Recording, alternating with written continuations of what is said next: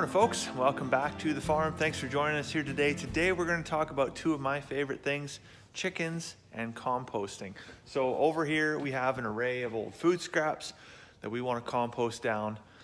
But being as it's winter and composting generally doesn't go as well as it usually does in the winter months, we're going to use chickens to make the magic happen. So why this is really relevant. Today is March 2nd, so spring's not here, but it's like I can taste it. It's on the tip of my tongue. Spring's like, it's within reach. It's so close. We're getting started on planting seeds in our trays, getting ready. And so compost for the garden, once all that stuff is in, is gonna be, pretty high on the list of things to do. Now, winter composting, as I mentioned, is not very, in a lot of climates is not effective. Well, for one, because there's not a lot of incentive to go out there and stir up your pile and keep it active. Two, it's incredibly cold and a lot of your pile will winter kill, and it, in many cases might freeze to the core. And things just generally slow down in the wintertime. So now where does the chicken come into this picture when it relates to composting? So if I run all this whole tub of vegetable scraps out to the compost pile, and the chickens, they're gonna go to town on this thing. Honestly, they're gonna consume probably 50% of this, and whatever they don't consume, they're just gonna peck and scratch and till and work into the pile.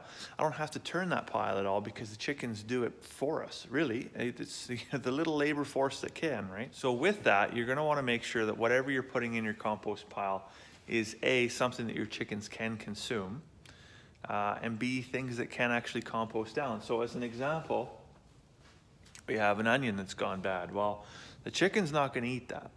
The chicken, I didn't want to eat it, obviously. I don't like onions. But, so the onion's gone bad. How can I compost this? So, will it compost is the first question. So yes, but onions are very low pH, so they're acidic. They're almost a compost inhibitor, so they slow a lot of stuff down. The bacterial process, the fungus, the microorganisms inside a compost pile don't like acid, they don't like onions. So it's not that it's not possible to break it down, but it slows. It's like the brake pads, right? They slow the whole composting process down. So if you've got a few little onion scraps in there, not a big deal. If you've got a ton of onions, probably, not the best. Almost better to just landspread that stuff and just let it break down naturally on its own. But if you do want to break down an onion in your pile for whatever reason, just make sure it's chopped up, into little pieces. The more it's chopped up, the easier it is to break down. And given that your chickens aren't gonna chop this up for you, it's better to just, do it with a knife real quick. So as far as anything else, vegetable matter, things like lettuce, fruit, anything like that is usually really, really good to give your chickens. They don't generally like citric, so limes, lemons, pineapples, anything like that, they'll tend to shy away from. It's not that you can't provide it, and if they need it, they'll obviously go for it. But generally you'll notice they'll stay away from it because they don't like acidic foods. Same with tomatoes, they're not too keen on them either. But it's not to say that they won't eat them, because I've seen them do it. Now what I'm gonna do is I'm gonna run this tub out to the pile. I'll take you out with me.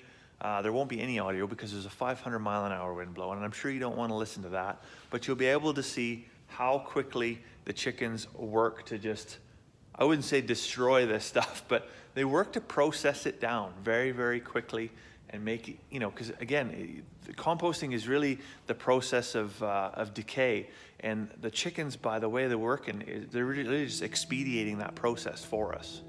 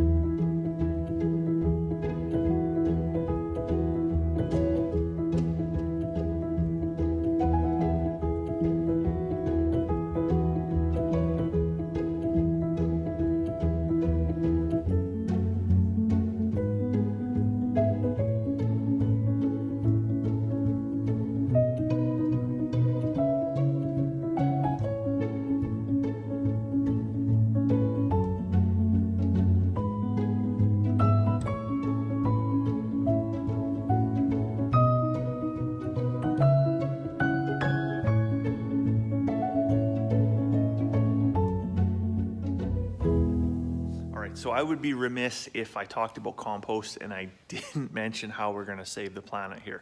So believe it or not, 30% of what goes into landfills is food waste. Now, so if everybody in the world composted their kitchen scraps and all, you know, this stuff, that would be billions and billions and billions of tons that didn't have to go into a landfill, that didn't have to sit in an anaerobic process, that didn't have to flash off all these greenhouse gas emissions, the methane, the CO2, all this stuff that, you know, of course we're having to work overtime trying to manage through carbon sequestration. Landfills are a huge contributor to that. They are not by any means the sole problem, but they are one piece of a puzzle that, you know, we're making a choice every time we throw something in the trash instead of throwing it in the compost bin that has, you know, is a drop in a much larger ocean that has, you know, a rippling effect. So you want to talk about food waste. This tub right here now, I've emptied all the vegetables out. Now it's full of yesterday's bread. So this is in fact not just yesterday's bread. This is only 1/5 of yesterday's bread from a local grocery store that wasn't purchased, that would ordinarily be part of the waste food chain heading off to a landfill. So now by intervening, we're able to take this stuff out of the waste chain and we're able to provide it to the chickens. And on the compost pile, the chickens will process it down. They'll turn it into manure, which again enriches that compost, keeps that green cycle happening. Lots of folks don't have a problem finding carbon. They have a lot of problem finding the nitrogen, which is the chicken manure, especially if you're in town, right? Word of caution though, when you're feeding anything like this, food scraps is very heavily prohibited in relation to, you know, the food chain. So, you know, anybody that owns chickens knows they are an absolute carburetor. They will process anything. But if you're selling your meat or you're selling your eggs or anything like that, there's actually very strict regulations on what you can and can't feed your chickens. And believe it or not, food scraps from your kitchen is one of the things you can't. Excess stuff from the grocery store is stuff that you can't. But there's nothing saying you can't compost this stuff. So if the chickens happen to get in your compost pile, sometimes that happens, right? I know for us, we got 140 acres here. It wouldn't matter where that compost pile is. If it's beside the chicken house or down by the lake, the chickens are gonna get in there and they're gonna process that material. That's just the nature of the chicken. So those regulations, they apply to everybody, right? But they are primarily written with a focus on commercial laying operations or commercial meat production operations. And so we're talking about chickens in confinement. You're talking about, you know, thousands of tons of waste being brought in order to feed them. And so it had to be regulated. It had to be regulated because in order to increase food safety or to at least accomplish food safety, it just wasn't feasible. But for the average backyard, you know, chicken producer to, you know, chuck a couple loaves of bread that they got, you know, from the grocery store that were, you know, yesterday's bread. Again, it's not part of the waste stream yet. It's just they can't sell it. Or, you know, after supper, you scrape your plate off and you fork it out to the chickens. You know there's no food safety issue there at all. So there is, of course, the ethical and moral argument as to whether or not chickens should eat meat, because as human beings, people are generally uncomfortable with, you know, eating meat that's eaten meat, because it just doesn't seem right? We want to be top of the food chain and only eat things that have eaten vegetables or grains or whatever it is, right? It's absolute nonsense. Chickens are an omnivore, and it's an unnatural thing for them to only eat grains or only eat vegetables. If we free range our chickens, and in the summertime, they eat a ton of grass. But with all that grass, they eat a ton of bugs. That's where they get the protein to generate eggs, right? Without that protein level, there wouldn't be eggs. So what we've done as a society is we've said, well, we need to replace that protein somewhere. So what do? We farm things like corn and soy and, you know, monoculture in our fields and degrade our soil conditioning and all that, just so that we don't have to reconcile ourselves with the fact that, you know, the chicken ate a little piece of fat off the corner of our pork chop that we had left over from supper. It's ridiculous. Anyway, sorry, that was a bit of a tangent. We're not going to save the world today, but obviously we want to work towards that. So back to composting. There's a couple of big things you're going to want to remember. Greens and browns. So that gets a little bit confusing, because what's green is actually brown and what's actually brown is really green. Does that make any sense? So what you're thinking of is not the physical, actual color of the object. Like manure, you would think manure is brown, right? But in fact, it's actually green because we're talking about nitrogen. So it's its chemical property color. So manure fits in the green section. Whereas anything that's basically been living in the soil is carbon based. That's going to be the brown, even though it may be green when you harvest it and put it in your compost pile. So what you're looking for there essentially is 30 parts carbon to 1 part nitrogen. So you don't need a ton of manure in there to generate, to get this thing kicked off. But that is often why a lot of backyard composters, especially in the wintertime, they really struggle to kind of get that pile continuing to work throughout the winter months.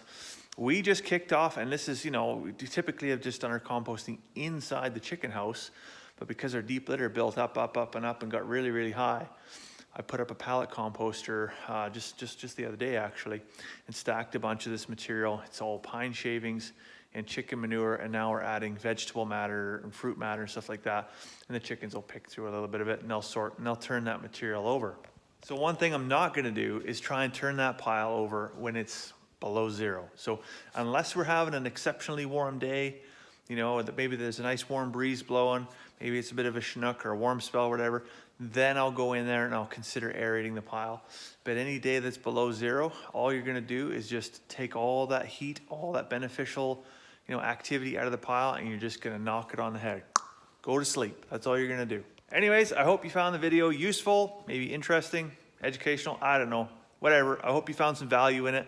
If you did, leave us a comment in the comment section down below. Maybe drop us a like if you haven't already subscribed. You can do that down there too. But for now, I'm gonna go inside, fix up a cup of tea, so I'll let you go. I hope you have a fantastic evening. We'll see you tomorrow.